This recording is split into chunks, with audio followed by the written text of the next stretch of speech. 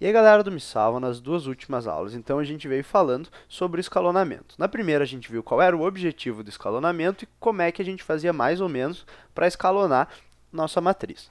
Na última aula agora, então, a gente viu como é que era o algoritmo do escalonamento, como é que a gente fazia para escalonar qualquer matriz que a gente quisesse. Agora basta, então, a gente tentar interpretar o que acontece quando a matriz já está escalonada. O que isso quer dizer? Como é que é o comportamento do nosso sistema depois que a gente já fez todo esse processo que a gente veio falando, então. Então, é isso que está escrito aqui, ó. O sistema já está escalonado, então é hora de determinar soluções do sistema. O sistema mais fácil de ser identificado é o sistema impossível, aquele que não tem solução. E como é que a gente vai identificar ele? Com a presença de uma linha dessa forma na nossa matriz escalonada. O que é isso aqui, então? É uma linha toda cheia de zeros e no final um número qualquer, esse asterisco, que é diferente de zero. O que isso significa? Olha só, vamos supor que a nossa linha é dessa forma aqui, ó.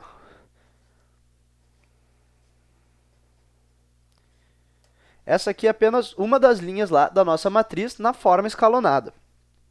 Como é que a gente transcreve essa linha por uma notação mais usual do sistema, então? Se as minhas variáveis forem x, y e z, eu vou ter o seguinte, ó, 0 vezes x mais 0 vezes y mais 0 vezes z. Isso aqui é igual a 5. Mas o que acontece? 0 vezes x é igual a 0, 0 vezes y é igual a 0 e 0 vezes z é igual a 0, não importa o valor de x, y e z. Isso aqui, então, esse lado esquerdo da minha igualdade é sempre igual a 0, mas aqui eu tenho um 5. Isso torna, então, meu sistema impossível. Por quê? Porque 0 nunca é igual a 5. Então, sempre que tu tiver uma linha dessa forma aqui, tu já pode saber de cara, então, que o teu sistema é impossível e não tem resposta. Continuando, então, a gente tem mais dois outros tipos de sistema. Aqueles que tenham só uma resposta bem definida e outros que têm infinitas respostas. São os chamados sistemas possíveis. Quando é que um sistema é possível? Então, justamente quando ocorre o contrário do que a gente falou antes. Quando não tem nenhuma linha dessa forma, então o sistema é possível. Basta, então, agora a gente saber quando é que o sistema tem uma ou quando é que o sistema tem infinitas soluções. Para a gente ver se o sistema tem uma solução, é só responder essa pergunta aqui, ó. Todas as colunas têm um elemento pivô? Se sim, o sistema então é possível e determinado. O que isso significa? Significa que a gente tem só uma solução. Então, vai ser uma coisa mais ou menos dessa forma aqui, ó. Então, essa minha última linha vai me dar z igual ao asterisco, a minha segunda linha vai me dar y igual ao asterisco menos z vezes esse aqui, e a primeira linha vai me dar um valor para x. Então, daqui eu vou tirar a solução do meu sistema, que vai ser então o x, o y e o z, bem definidos, com um valor aí certinho para cada um. Isso aqui, ó, só vai acontecer quando essa minha matriz aqui, ó, a matriz dos coeficientes, ela tem que ser quadrada e ela tem que ter pivôs em todas as colunas. Lembrando, então, que os pivôs aqui são os elementos presentes nas colunas pivô, que são aquelas zeradas, a menos do elemento que é o pivô aí, então. Então, o que acontece? Imagina se a gente tem, por exemplo, mais uma variável aqui. Não tem como a gente ter pivô em todas as colunas. E esse é o caso, então, que o sistema é o que a gente chama de possível, mas indeterminado. Ele tem infinitas soluções. Uma coisa que é importante ressaltar aqui é que infinitas soluções não significa qualquer solução. Ele tem infinitas soluções, mas todas elas são bem definidas. Elas vão ser definidas de acordo com um parâmetro que vai ser uma variável livre. Isso aí vai ser melhor de tu enxergar nos exemplos. Mas vamos imaginar então que a gente tem uma matriz dessa forma aqui. Olha só então, o que essa última linha aqui, ó? Essa última linha está me dizendo que 0x mais 0y mais 0z igual a 0. Isso aqui é uma coisa que faz sentido, porém não nos diz nenhuma informação. A nossa regra que a gente vai estabelecer aqui, então, é a seguinte, olha só. As colunas que têm pivô, nesse caso, essa coluna e essa coluna, vão ser correspondentes às variáveis que a gente chama de dependentes.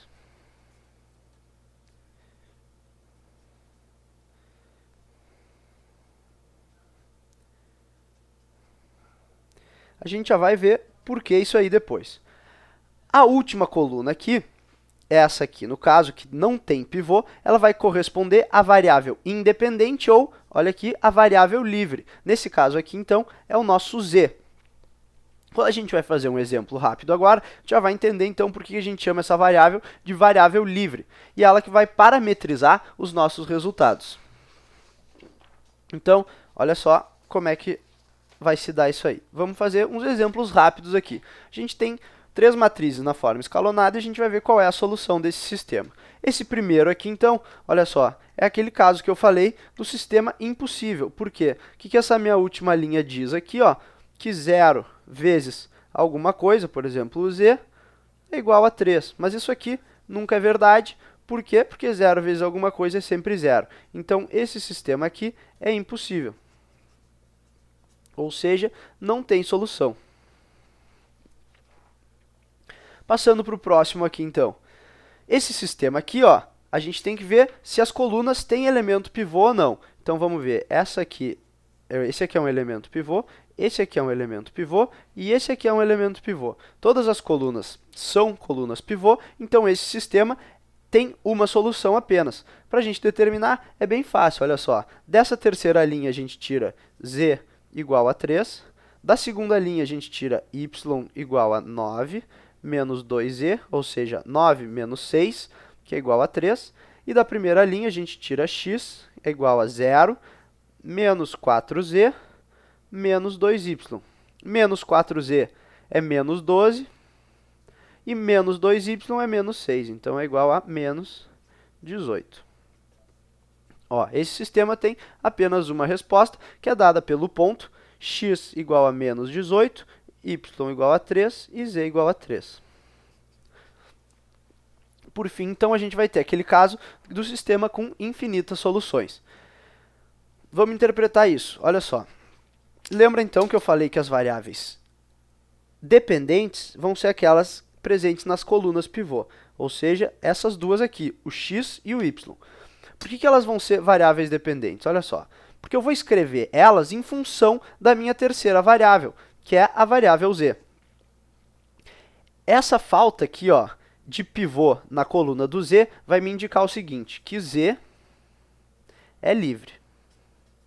Isso aqui tu pode sempre escrever sempre que a coluna não tiver pivô. Então essa aqui é a primeira informação que a gente vai tirar. Já vai ver no que isso aqui vai implicar. Então agora vamos escrever a segunda coluna.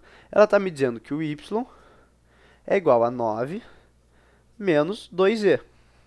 E a primeira coluna está me dizendo que o x é igual a 0 menos 2y menos 3z. Mas ó, eu sei que o y é 9 menos 2z. Então isso aqui é a mesma coisa que menos 2 vezes 9 menos 2z menos 3z. Continuando aqui, então, x é igual a menos 18. Aqui vai dar mais 4 menos 3 mais z.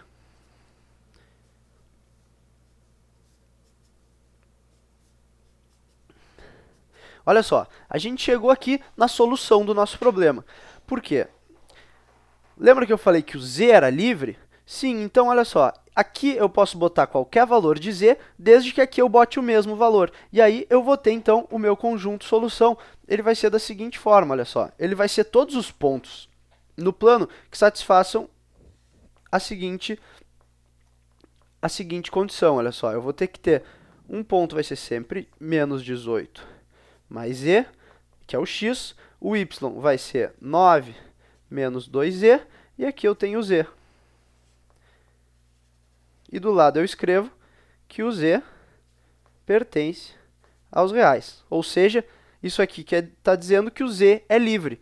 Então, para qualquer valor de z que eu escolher, eu tenho um ponto diferente. Isso que quer dizer aquilo lá que eu falei, que um sistema com infinitas soluções não é a mesma coisa que um sistema com qualquer solução.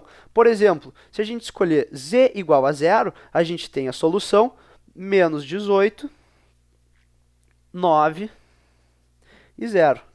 Esse é um ponto da nossa solução. Se a gente escolher z igual a 1, vai ter outro ponto, z igual a 2 vai ter outro, e assim por diante para qualquer valor real de z. Então, essas são as 3 possibilidades de respostas do nosso sistema. Como conclusão, então, vale tu lembrar o seguinte. Tu sempre vai ver, então, se tem uma linha assim de zeros com um resultado diferente de zero, sistema impossível. Na maioria das vezes, ele não vai ser impossível. Então, a gente vai ter que ver o quê? Se todas as colunas têm um elemento pivô, sistema possível, um ponto só como resposta. Agora, se uma das colunas, ou mais de uma, não é uma coluna pivô, então a gente tem variáveis livres. Isso aí a gente vai estar exercitando nas próximas aulas, quando a gente vai fazer vários exercícios, resolvendo vários sistemas, para, além de desenvolver o método do escalonamento, prestar atenção nessas coisas aqui. Vamos resolver sistemas maiores que esse aqui, que é um sistema 3x3, por exemplo. Então era isso, e até as próximas aulas.